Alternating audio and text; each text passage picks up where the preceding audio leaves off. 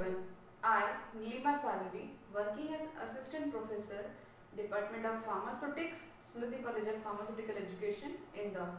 So, in Industrial Pharmacy, in continuation with the unit number 1, Pre-Formulation Studies, we had covered physical properties which are studied into the pre-formulation, physical characteristics which are in which we deal with the pre-formulation studies. Now today we are going to start with the chemical properties of the substances or drug materials.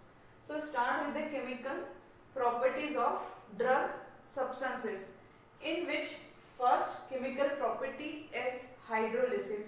Hydrolysis is one type of degradation reaction in which degradation of drug or the material could be occur. So in hydrolysis what happens, there is breaking of molecule or any drug due to the reaction with the water. In presence of water or water molecule, the drug or the molecule get degrade or decompose. This process is known as hydrolysis. So after that, some drugs such as esters and amide, lactams, they generally or frequently they undergo hydrolysis, or they are more prone to hydrolysis as compared to the other molecules. After that, drugs with ester and amide functional group also undergoes hydrolysis. It means those drugs which have ester or amide as a functional group, again they can go easily under the hydrolytic reactions. After that, the reaction between the ionic drugs proceed faster than the neutral compounds, or we can say the ionic drugs or drugs which convert into its ions. It is more prone or proceed faster for the hydrolysis rather than the neutral compound. After that, the hydrolysis reaction catalyzed by hydrogen ion and hydroxyl ion.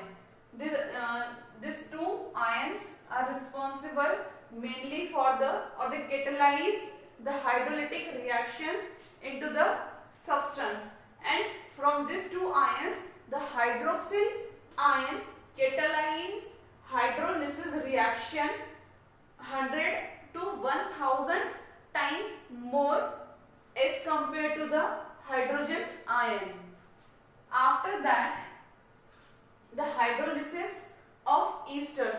How the hydrolysis of ester occurs?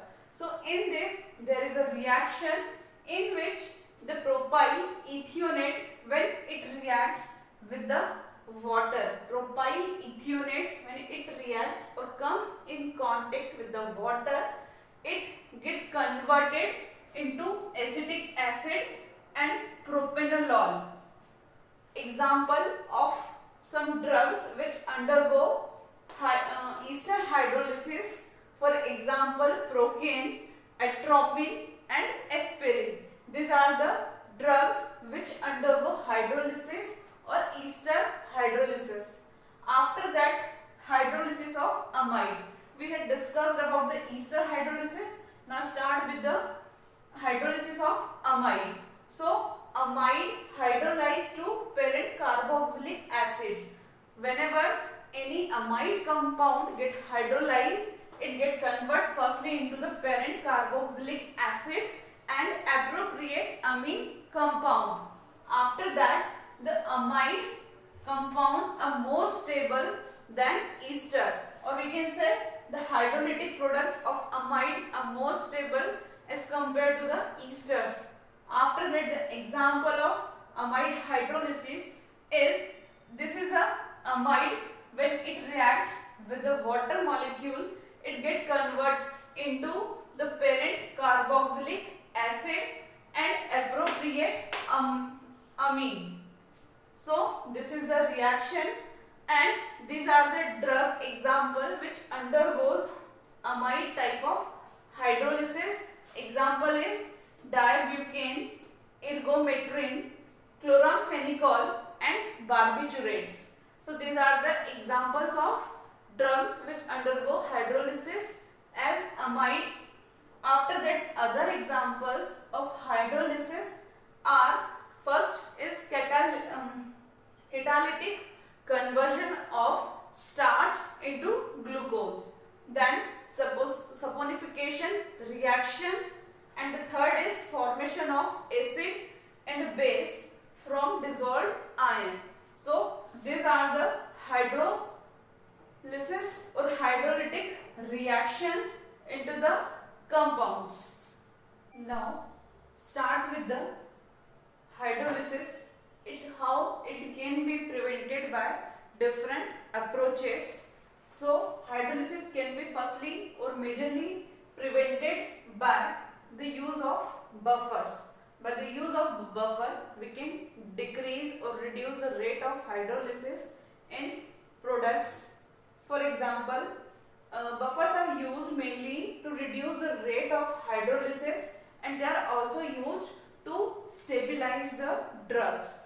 After that, for example, the ophthalmic drug example is pilocarpine, which is highly active at alkaline pH, and when we will administer into alkaline pH the pilocarpine into the eyes, it is very much irritating to the eyes, and after that the drug gets precipitated in that solution.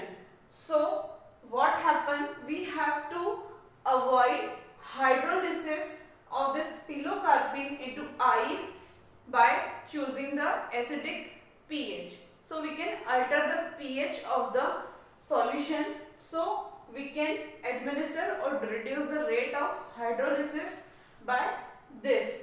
So in this case we can use buffer with low buffer capacity to avoid such type of problems of hydrolysis. After that, the second thing or second approach which can be used to prevent the hydrolysis is that the rate of hydrolysis can be decreased or reduced by reducing the exposure time of the substance to the water. So for this purpose we can pack the substance which are moisture sensitive, so we can pack them into moisture resistant packs. After that, the third approach is by the complexation, or we can modify the chemical structure of the drug or compound to reduce the rate of hydrolysis. So in chemical modification of structure, we can add or addition of substitute to alkyl or acyl chain of esters can reduce the rate of hydrolysis into the reaction. After that, we can use surfactants. For example, in benzocaine, we can use surfactant to decrease the rate of hydrolysis of benzocaine. Then next approach is use of additives. In additive, we can use citrate, dextrose, sorbitol, gluconate, etc. This additive can be used to suppress the solubility of drug. And there is another approach, that is suppression of solubility. So this suppression of solubility we can achieve by the help of different additives into the drug or into the molecule. So by decreasing the solubility of the substance, we can reduce the rate of hydrolysis. Then next thing is that replacement of aqueous solvent through non-aqueous solvent.